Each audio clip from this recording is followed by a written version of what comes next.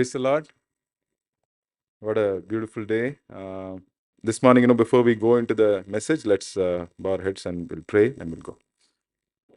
Heavenly Father, Lord, we thank you that you are our Father.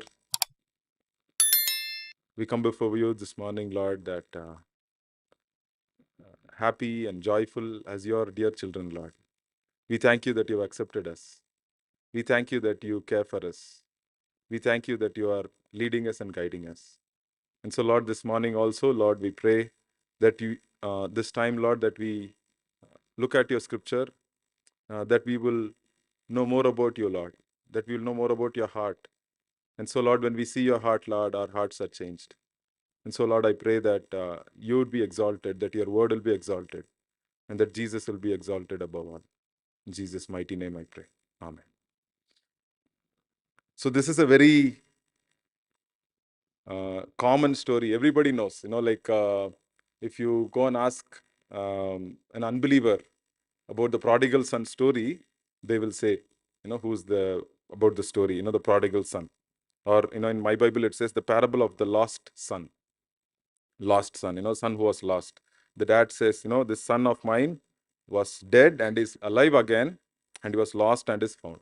So, just a little background, and we'll spend, some time, on this very familiar passage. So I don't want to go in detail about this story, but I want to just tell, how this chapter has impacted my life, and also, how this chapter also is the what do you say? It's the is the foundation of the gospel. It's the foundation of what it means to be a Christian. Who is a Christian?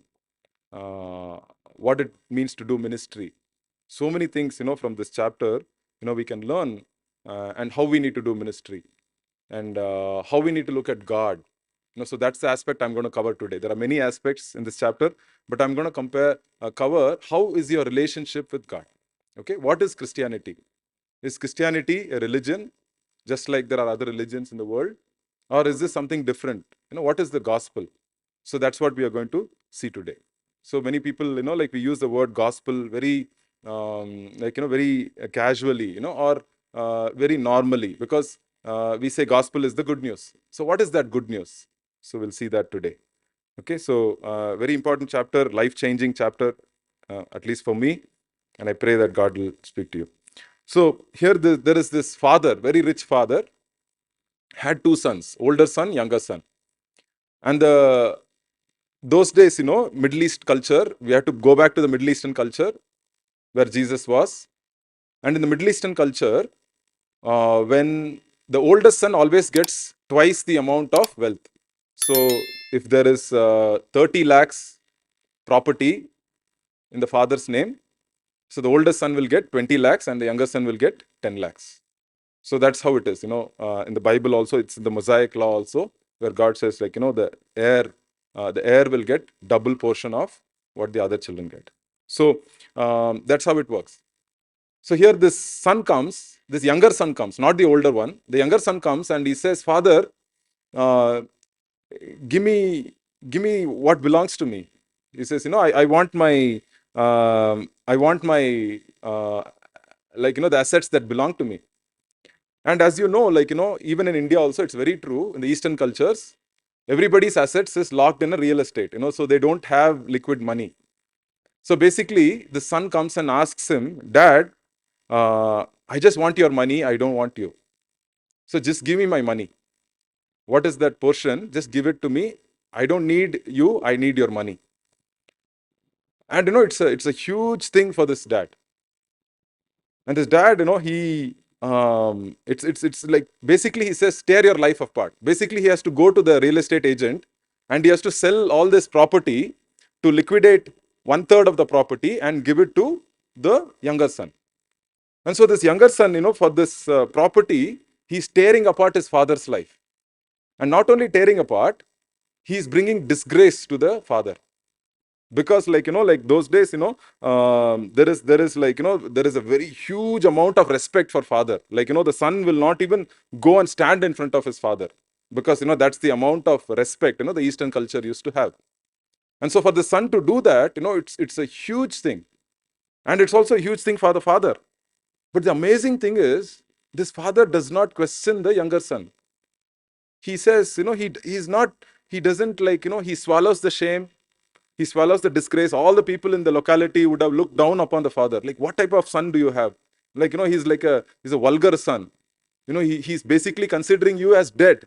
Basically, if you go and ask the property from your dad before he's dead, that means, considering your dad as dead itself.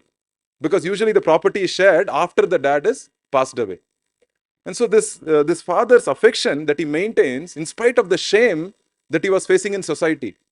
In the society, he was facing shame, but to his son, he wants to give this property. And so he gives it, and after a few days, he notices his son is not at home. His son is gone and he's spent the money with his friends. He spent it on wild living, the Bible says. He goes to a distant country. He goes far away from the father's house. He wants to go. He doesn't want to be in father's presence. He just went far away from his father's presence and he spent all his money. He spent all his money with his friends. And his older son later says, he spent it on prostitutes. So he had a lot of weaknesses in his life. I think he wanted approval of his friends. He wanted approval from the opposite gender, I guess. So he spent money on all these things and people. And one day he is sitting in a, like, usually that's what happens, right? When people take this wrong decisions in life, they face the consequences. And so he's suffering. He's lost all his money. He can't even get the food that the pig is eating. And so he says to himself, I'll go to my father. I'll go and I'll try to, he says, I'll go. I'll say, Father, I've sinned against heaven and in your sight. I'm no longer worthy to be called your son. Just make me your servant. So he says, let me come up with an idea. I'll go back to my dad. I will say, Dad, take me as a slave. Hired servant means slave. And so the title of this morning's message is No Longer Slave. And so, but I'm not going to spend much time on the younger son, probably more on the older son. So first point that I want to say is the younger son used the father for his personal gain, which we already saw. So the younger son used the father for his personal gain. He's using the father. He used him, used the money. He brought shame. He brought disgrace to the family. Everything, whatever he could do, he's done to the father. And so here, this son, is like, very typical, like, I was like, I actually like, the title of this parable is The Parable of the Lost Son. Actually, I made a change there to the heading, which I can, I'm not changing the scripture, but just the heading. I made it The Parable of the Two Lost Sons. Many times, we think that the younger son was the lost son. Oh no, you do like this, this is what will happen. We make Christian life like every religion. Like, Christianity, they think is like, you disobey God, you'll face fire and consequences. Absolutely true. But that's just not Christianity. That is not the full gospel of Jesus Christ. And many people, they look at this parable and they say, okay, it's about the lost son. Just read about it. Okay, stay away from bad stuff. Don't waste money. Stay away from all the bodily impulses, and you'll be blessed. That's religion. Like, you go any religion, they will say, like, you obey God, you do all the good things, you'll be blessed. And that is not the gospel, dear brothers and sisters. So when someone comes and asks you, what is the gospel? What is Jesus Christ to you? Are we saying Christianity means just living a moral life? Like, I go to church, I read my Bible, I pray, I raise my children very obediently, and I'm blessed now. See the job my children got, see how much money I got. No, that I've heard it from everybody. I've heard it from people who said there is no God only. So what really is Christianity? What really is the gospel? How do we tell this to our children? How do we tell this to our own self? And that's what today's teaching is about. So the second point I want to make is about the older son. The older son, what happens? This young son comes back The father is like waiting for his young son to come back. And the father is like, seeing the young son at a very far away distance. And immediately, he's running towards the son. There's the song, right? When God ran. It's like, he's running towards this younger son. Those days, again, Middle Eastern culture, elderly people don't run. Who runs? Children will run. Young people will run. Older people will just stand there. They won't run because it's not a dignified thing to do. It's the young people who have to come and respect the older people. But in this story, the father runs to this younger son. He has compassion on him. It says, in verse 20, Luke chapter 15, verse 20, he got up and he went to his father. While the son was still a long way off, his father saw him and was filled with compassion. Again, this is about Jesus Christ. Anytime you see Jesus Christ, right, when he's seeing sinners, the first thing that comes into the heart of Jesus is he's filled with compassion. When he saw sinners, he filled with compassion. When he saw people, going after their own way, living after their own lusts, Jesus is filled with compassion. That's the first response of Jesus. And that's what Jesus says here. The Father is filled with compassion. And he ran and he threw his arms around his neck and he kissed him. The son said to him, Father, he's basically, like memorized what he has to say to his father, like, scripted. He's like, because he already practiced what he has to say. Lord, Father, I have sinned against you, against heaven, and I'm no longer worthy to be called. But immediately the father is like not interested in all that. The father is immediately, what he's saying, quick, immediately, verse 22, quick, bring out the best robe and put it on him and put a ring on his finger and a sandals on his feet. And they bring the fattened calf and slaughter it and they'll celebrate with a feast. He says, hey, let's organize a feast. Dad didn't ask about where did he go, how did he spend the money, where did all the money go, what did he do? Nothing. The father starts to celebrate with the son because the son has come back home. And that's how Christians have to welcome sinners. Many times, Christians have this elder brother attitude. Like, no, don't talk to them. They're like this, that. Like, I've seen a lot of elder brothers in the church and elder brother attitude. And because of many people, elder brothers in the church, younger brothers are not coming to church. They don't come. Because, we show a elderly brother mindset. What is the elderly brother mindset? So what happens? This father is preparing this feast. And what happens? Verse 25. Look at this verse 25. Now his older son, that is the elder brother, the older son was in the field. He was working hard, doing hard work, obeying his father's words and all that. And he came near the house. He heard music and dancing. He's like, what? What is happening?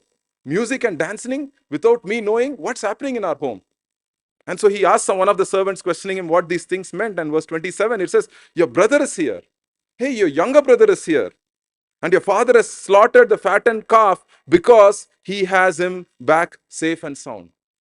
So he's like, oh, your younger brother has come. Your younger brother has come. So it's this celebration is going on. And so immediately, what happens? What happens here? This is the heart of the elder brother. We'll read. Verse 28. He became angry. He became angry and didn't want to go into the house. He's so angry. And so his father came out and pleaded with him.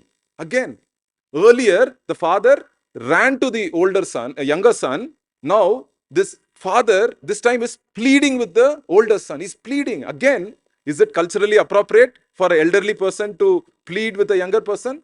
No. But this father pleads with the younger son, with the older son. He's pleading. What is this father pleading? He's saying, no, he's pleading, but we'll go later. But verse 29, let's look at it. But he replied to his father. I don't know what he pled, but he replied to his father, look, I have been slaving many years for you. This is a CSB. It says, I've been slaving many years for you, and I've never disobeyed your orders. Yet, you never gave me a goat so that I can celebrate with my friends. So, how is the older son using the father? We know the younger son has used the father's money. We know all that. Everybody knows that story. But here, the younger son, the older son, is using the father. How is he using the father? Because he knows that, all I have to do is just obey my father. If I obey my father, I will get all the wealth and all the money belongs to me. And now when the younger son came, he's starting to get insecure. Because he's a slave. He's working like a slave. He's got the slave mindset. So, dear brothers and sisters, the message today is, how do we relate to God? How do we look at God?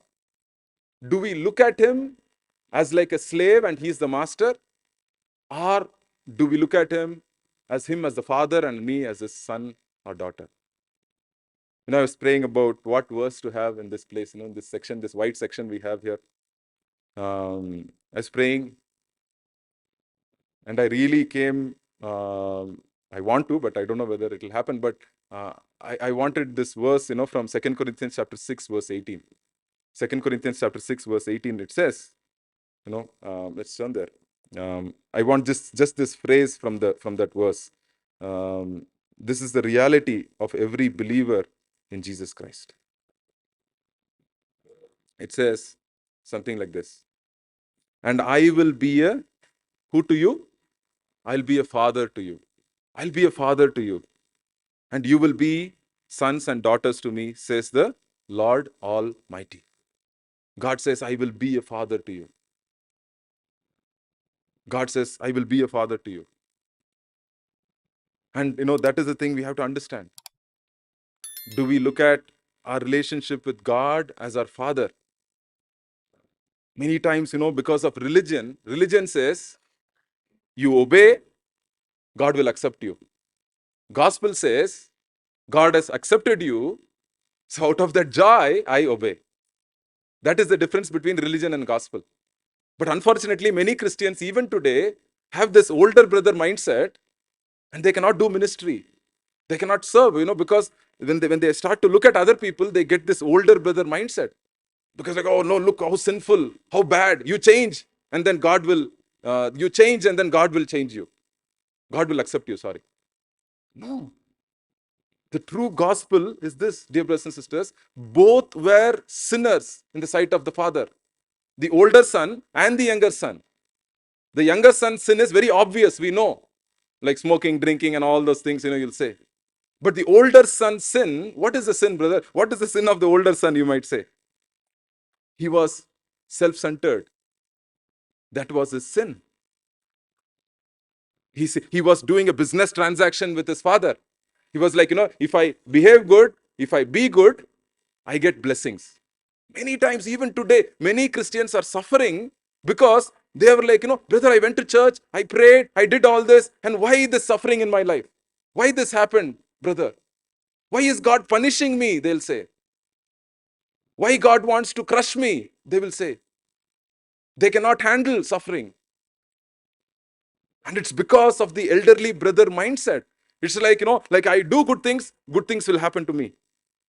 It's like, now I have the right to have the blessing. It's like this older son, right? I have the right to the blessings. How dare my dad will bring the younger son to the house inside again. I have the right to the blessings. I have right to answered prayer. I have a right to good life. I have a right to ticket to heaven. I have the rights, they say. Because you know what? I obeyed. I've been slavishly obeying my dad because I did this every day. I didn't even ignore any of his commands. I'm a good boy. So Jesus says, the good boy, the older boy is also a sinner, and the young boy is also a sinner. Now you might, brother, don't confuse me. What is really sin then? What is sin? Many people say sin is breaking God's law. Absolutely right. Sin is breaking God's law, but you are stopping short. Sin is not just breaking God's law. Sin is putting yourself in the place of God as a savior or a judge. That is sin. Sin is putting yourself in the place of a savior. All the older brother wanted was the dad's wealth, and so he put himself in a place where he could get that blessing. I will put myself in a place to get the blessing. I have the right to get the blessing, and I have the right to get answered prayers because I have done so much. This is how good I am because I'm a good guy. Like schools, before I go there, I want you to look at this verse. This is a head scratcher. Like this verse, many of you will scratch your heads. Matthew chapter 21, verse 31. Matthew chapter 21, verse 31. Look at this. This verse amazes me. And you tell this to any religious person, they will laugh at this verse. This is Jesus speaking. Matthew chapter 21, verse 31. It says, Jesus said to them, truly I tell you, tax collectors and prostitutes are entering the kingdom of God before you. Who are this you? These are church going, scripture reading, scripture memorizing people called Pharisees. So Jesus is basically saying the younger brothers are going to entering the kingdom of God. The younger sisters are entering the kingdom of God. But you older brothers and older sisters are not going to enter the kingdom of God. It's like shocking for those people. Man, we observe the Sabbath. We eat only kosher food. We do all the right things. We raise children the right way. We discipline our children with rod. We do this, we do that. All these things we do. And we will not enter the kingdom of heaven? Yeah, they did not. Why? It's a head scratcher, like I said. It's very tough. It's very tough, because the thing is, the older son didn't feel like he had to repent of anything. He was already a good boy.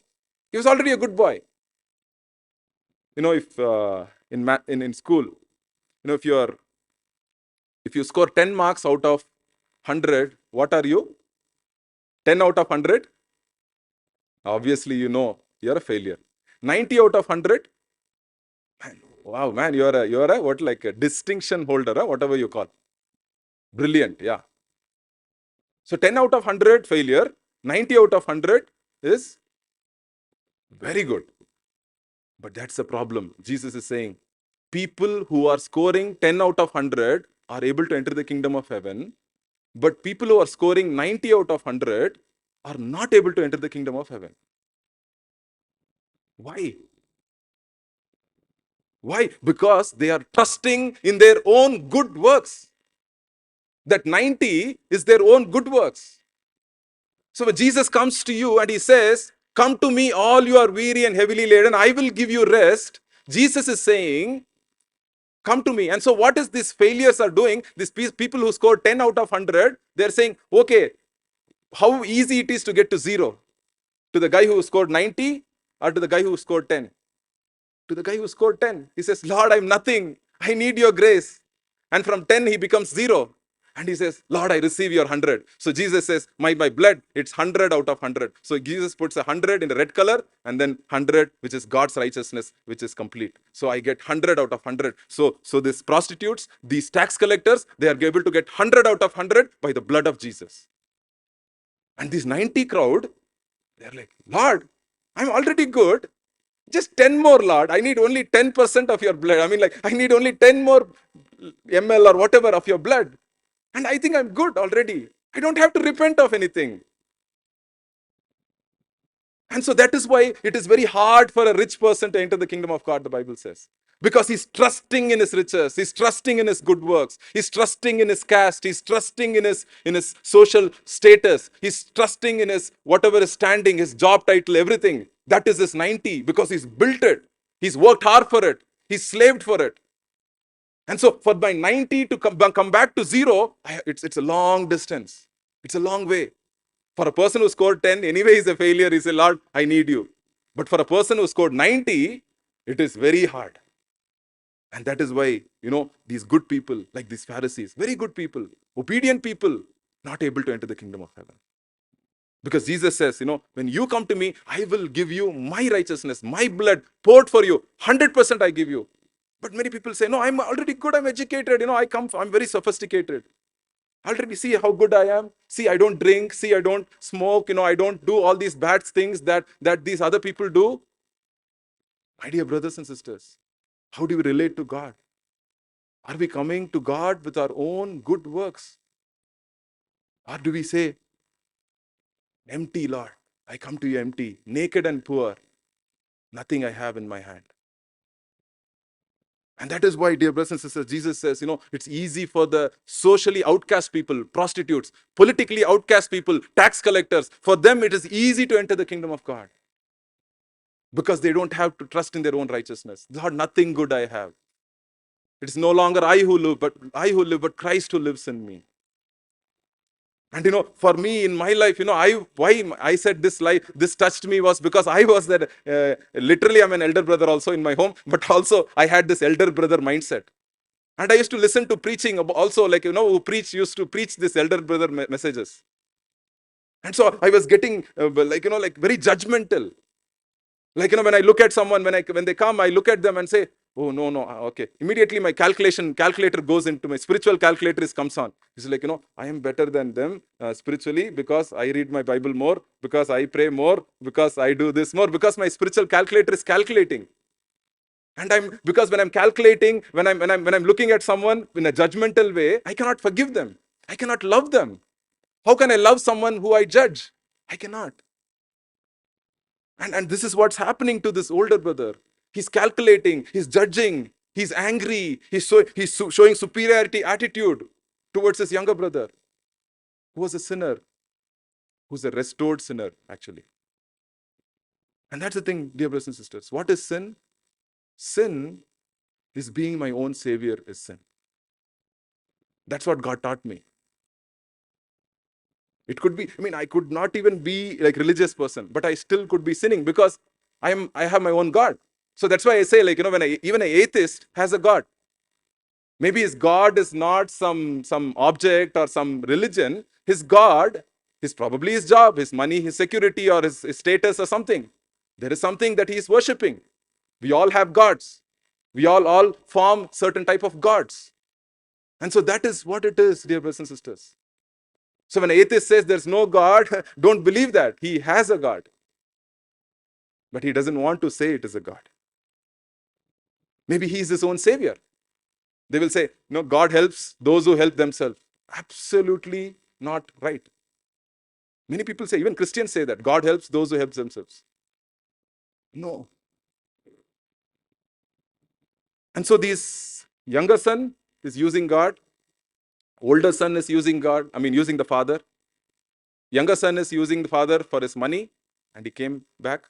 But the older son is using the father, so that he will get, through his obedience, through his good slavish activities, that he can be in the good books of the Father, and so he can have a good life. So this is called self-salvation.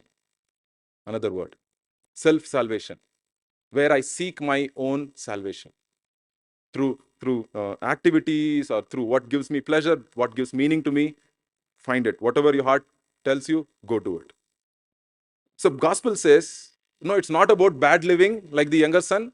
It's not about good living like the younger son. If you have time, just go and watch. I don't want to go deeper into this. Maybe another day. Watch my series on Romans. I've taught. There's a channel on YouTube called Bible Journey, and I teach through the Bible half of an hour. Every chapter. And so please, I recommend you. If you want to watch Romans chapter 1 to 16. Every chapter covers 30 minutes. And in that chapter 1, it talks about all the ungodly people. That is the younger brother chapter. Chapter 1 of Romans is the younger brother chapter, who sin, they given themselves to all these things, there's given themselves over. Chapter 2 is the elder brother chapter, where people who keep all God's law, all these, but in their heart, they are far from God. In their heart, they are far away from God. And chapter 3, I want to read this verse. Chapter 3 is God's answer. Chapter 3, Romans chapter 3 is verse 22. Chapter 3, verse 22. And God says, all are guilty. The good people are guilty. The bad people are guilty. All are guilty before the eyes of God. It says, there's not one righteous. 3 times he mentions that in Romans chapter 3. And then verse 22, it says this, Romans chapter 3, verse 22. The righteousness of God is through faith in Jesus Christ to all who believe, since there is no distinction. The righteousness of God is through all to faith in Christ to all who believe. All who believe. You could be a Romans chapter 1 person, you could be a Romans chapter 2 person, you could be a younger brother, you could be an older brother. Today, you could be sitting here saying, brother, I blew my life. I've lived a sinful life. I've come here, I have nothing to show. I'm 10 out of 100.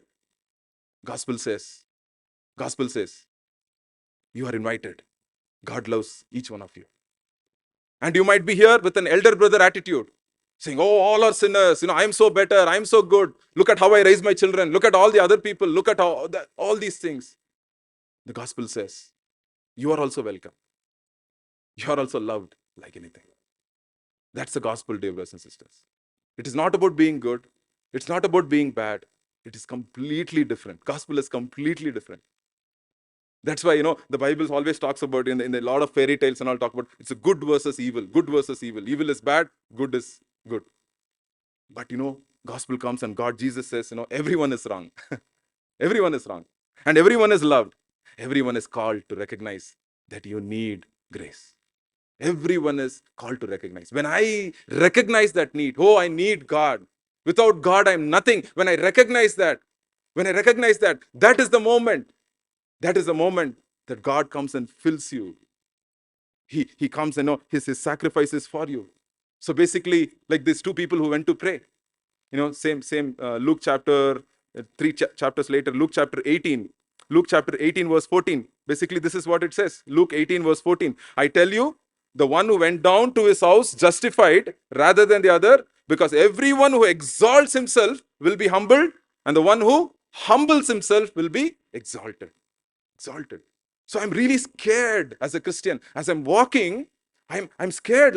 I'm very scared of myself, because I don't want to bring any of my good deeds to say, Lord, here's my prayer. Here's my ministry. I prayed 5 hours for this message. Here it is. Are you pleased, Lord? Are you happy? No, I don't want to bring that. I don't want to bring that. I want to humble myself. Lord, nothing good that I have, naked and poor, do I come before you. Simply to the cross I cling. I come. And that's the thing, dear brothers and sisters. It's very easy. That is why, I've spoken to many people who don't come to church. It's because of elderly brother attitudes of people in the church. People who have got backslidden from God. And some people, who say like church is all about rules. You put this rule, that rule, this rule. And, you burden them with heavy burdens. And they'll run away from God.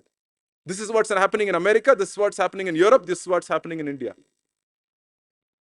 And we need a change of heart. God says, everyone is wrong.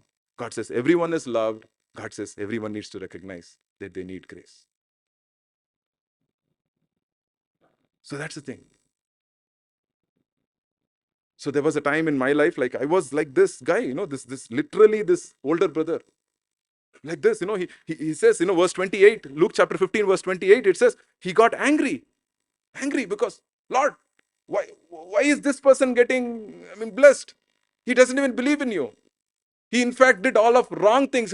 He's telling lies, and he's cheating people, he's deceiving people, and he's become a very rich man. And this friend of mine, he lied on his resume. 10 years of experience he put, and he got like twice a better job than mine. And all these things, we get angry. And then the second thing is, we don't have respect for the father. It's like, he says, look, verse 29. See how he talks to his father. This is very dangerous. Like, he replied to his father, look, he says. Look means no do.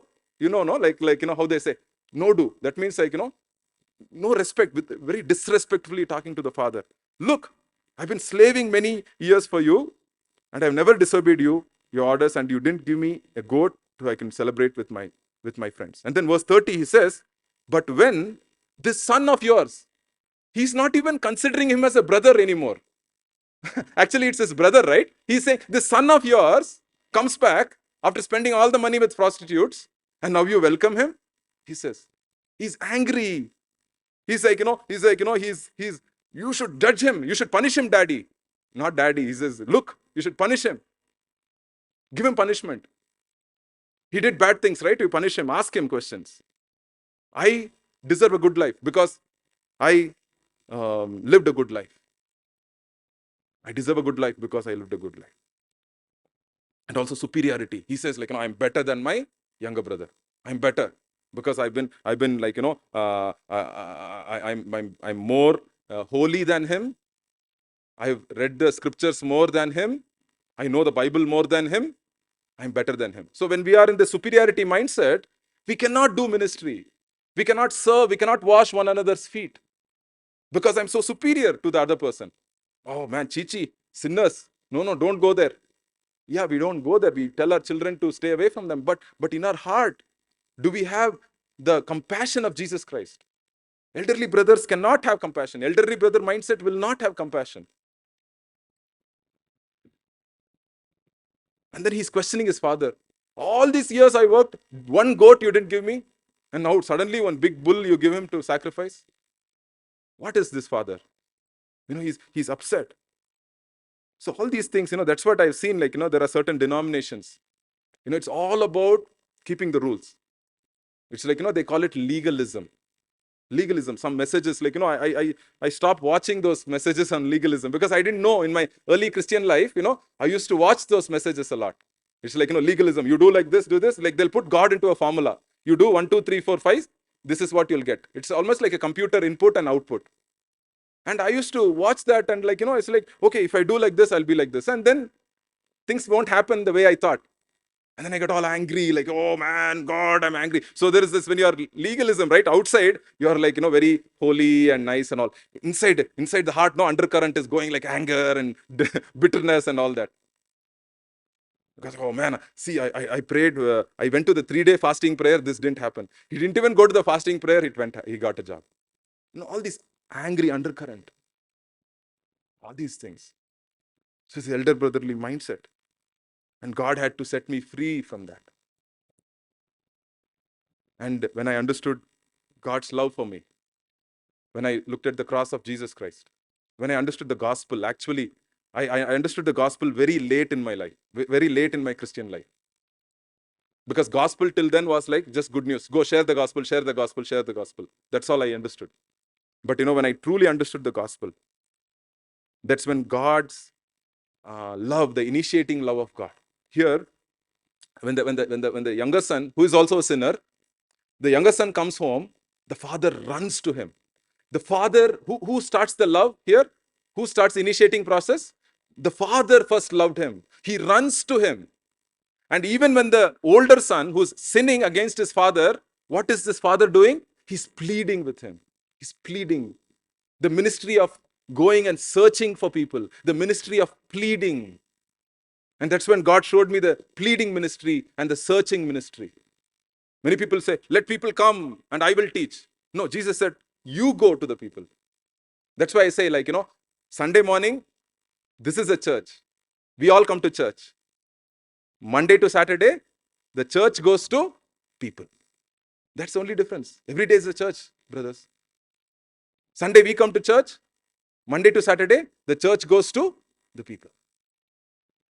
And that's the truth.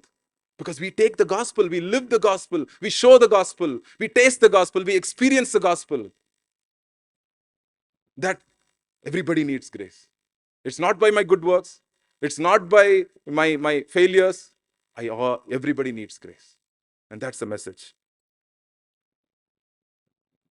So what happens here, in the end?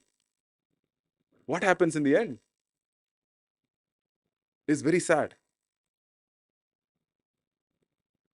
Verse 31. Son, he said to him, son, you are always with me, and everything I have is yours. Verse 32. But we had to celebrate and rejoice because this brother of yours was dead and is alive again. He was lost and is found. So, my dear brothers and sisters, how do you look at God? Who's Jesus to you? If something happens, let's say, in my house, let's say my youngest daughter, she's lost. She went out. She got lost when she was playing. She got lost. What will my older daughter and my older son do? What will they do? Search. But here, the older son never went in search. Never went in search. In fact, if you see this whole chapter in the beginning, there are two more parables. There's a parable of the lost coin, there's a parable of the lost sheep. In both those parables, someone goes in search. Someone goes in search for the lost. But in this parable, nobody goes in search of the lost. So, my dear brothers and sisters, Jesus Christ, went in search of you. The younger son, for his own sinful pleasure, he went out. But Jesus, to carry my sins, he went out. He went out to the world. He emptied himself. Jesus emptied himself. He went into the world, not because he was a sinner. He carried to my sins, so that I can be reconciled to God. The younger son, he spent all on himself. But Jesus went out. He spent all on you, my dear brothers and sisters. That is the gospel. And the older son never went in search. But Jesus Christ came in search of you. That is the gospel. The Bible says he is the forerunner. The Bible says he is the first fruits. So he's called our brother. So Jesus is my true elder brother. Amen. He's our true elder brother. He is not like this worldly elder brother, who's this legalistic elder brother, who's like, looking at the complaining, always judging and feeling superior and all these things. Oh, how we need an elder brother like Jesus. That is the gospel, dear brothers and sisters. Jesus is my true elder brother. And Jesus went out in search, and he became sin who knew no sin, so that I can be the righteousness of God. The younger son went out and partied himself. He lived in his own sin. But Jesus Christ, he became sin. Even though he didn't party, even though he didn't go out anywhere, he became sin who knew no sin. The Lamb of God. So that is what changes us. That is what changes my attitude. I want you to turn to Romans chapter 8, and then I'll close here. Romans chapter 8, this thing about being adopted as a child of God is such a precious message, dear brothers and sisters. I pray that you would read this, drink it, eat it, and cherish it. For all those led by God's Spirit are God's sons. Verse 14. For you did not receive a spirit of slavery to fall back into fear. That's the spirit of the older son. Instead, you received the spirit of adoption, by whom we cry out, Abba, Father. We cry out, Daddy. We cry out, Daddy. That verse, dear brothers and sisters, verse 15, there is a spirit of slavery, which is the older brother spirit, and the spirit of adoption, which is the younger brother spirit. So we see the picture there. That God, dear brothers and sisters, has adopted you into his family through Jesus Christ. You are his own. He shed his blood so that you can be part of God's family, that we can all be part of God's family. And that's the thing we have to understand, that nothing good I have in mind, but everything is through God's work. And so here, when we have this spirit of fear, like that older brother had, because he was fearful that all the wealth will be taken by my younger brother. He was afraid. But here it says, God says, no, come out of slavery. Come into my sonship or daughtership or whatever it is. I want to be a father to you. God says he wants to be a father to you. Many times we act like an orphan. We act like we have nobody. We have to lie to things, we have to lie, thinking that I have nobody, I have to watch out for myself. So I will lie. It's okay, even if it's a white lie, I will lie so that I have to watch out for myself. Sometimes, we go after money because we think, if money is there, security is there. Oh, money will give me safety. Money is my savior. Many times, physical lusts. It could be a boy or a girl. They are my safety. They can be my God. They were my salvation. They will deliver me. And that is sin. But when we see that we are children of God, All our insecurity, all our fears, the spirit of slavery, the spirit of fear is banished from our lives when we come into this relationship with God. So I have this chart here in this PPT. Just let's take a quick look at it, and we'll see this is the difference, dear brothers and sisters. This was my old life and my new life. And so based on these verses, I want to put it. Just go next. Yeah. The difference between a slave and a son or a daughter. The slave says, I must obey, or else I will be fired by my boss. Have you ever seen a father fire his son? No. Father will never fire his son because it's his daddy. And when I approach God as my father through Jesus Christ, I love my daddy, so I will obey my daddy. He's my Abba Father. I will obey him. No more fear of slavery. It's like, oh man, if I do a bad thing, many jobs, right? Like, there's Donald Trump, before he was the president of thing, there used to be a show in America called Apprentice. So in that show, end of the show, every show, there'll be 5 or 6 people who are like, he will give a task and they will perform. And only one he will choose. And all the 4 people, what he will say, you are fired. You are fired. So he became known for that word, you are fired. So when you're working for a boss or you're slaving like God, like, look, I have to obey or, I will be fired by God. And that is the slavish mentality, dear brothers and sisters. Or the second thing, something wrong happens in my life, immediately you think, oh, I'm being punished. Oh, God is punishing me. Oh, yesterday I didn't go to church. That's why this is happening to me. No, but when you're a child, you say, God's correcting me. God is training me so I can be more like him. God is instructing me. God is training me. That is an attitude of a son or a daughter. But attitude of a slave is a worker. He's like, I'm punishing. Oh, boss came today. He's punishing me. He cut my salary by 20%. He cut my hike by this percentage because he's punishing me because I didn't do my job. And then insecurity will come. When you're a slave, like, the spirit of bondage, what will happen? The insecurity will come. If I fail, my master will beat me. Oh, I have to make sure I have to dress like this. I have to dress in white and white or else my master will be angry. No. It says like, if I fail, my father will forgive me. It's my master, it's my father will forgive me. Master is the wrong word there. My father will forgive me. In his arms, I will embrace. In his arms, I will run into. I don't have any security anywhere else. I will go into the running hands of my father. And that's the thing, dear brothers and sisters. And then if you are following the path of legalism, like I said, certain denominations encourage or certain denominations kind of imply, what happens? It's all about external behavior.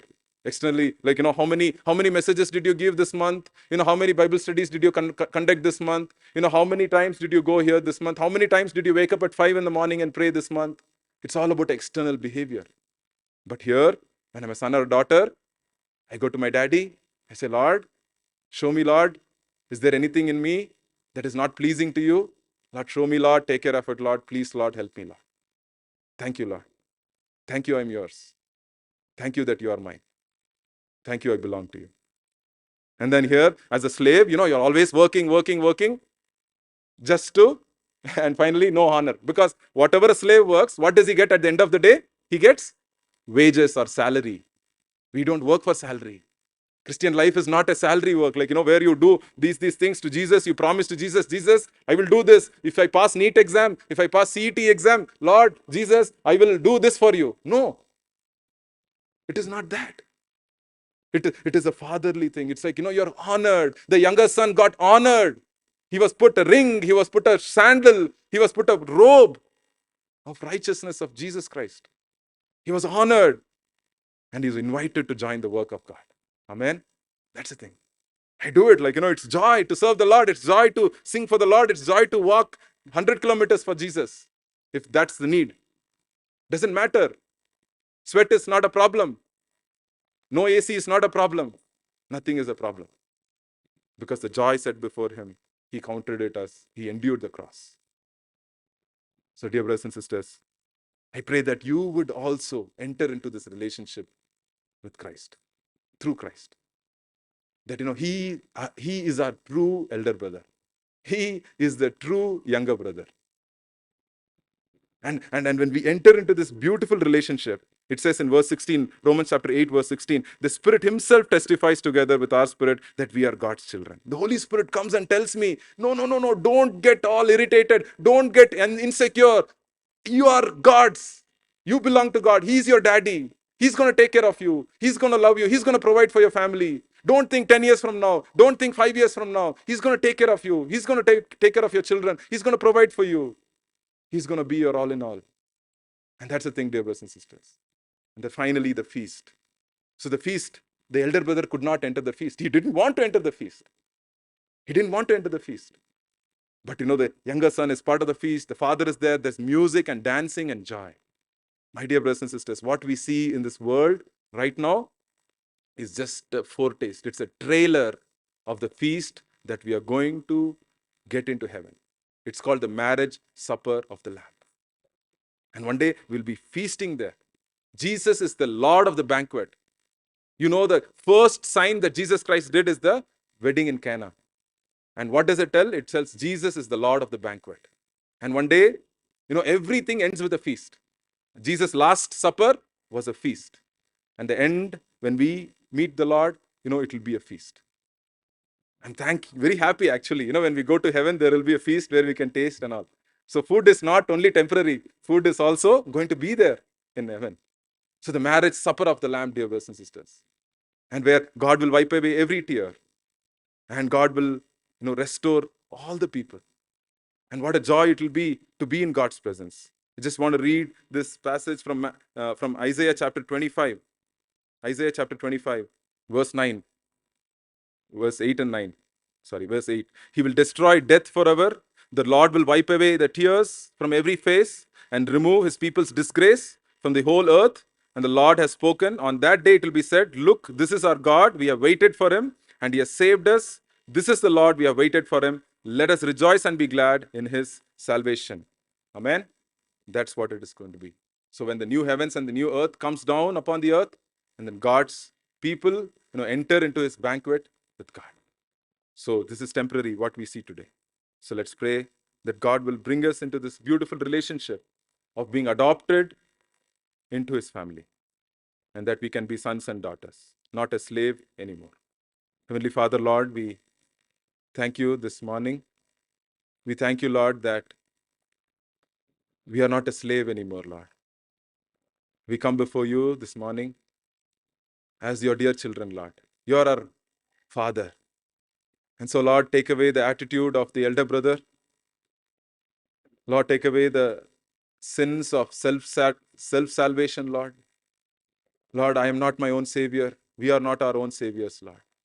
Lord, we need you. We need you more than ever.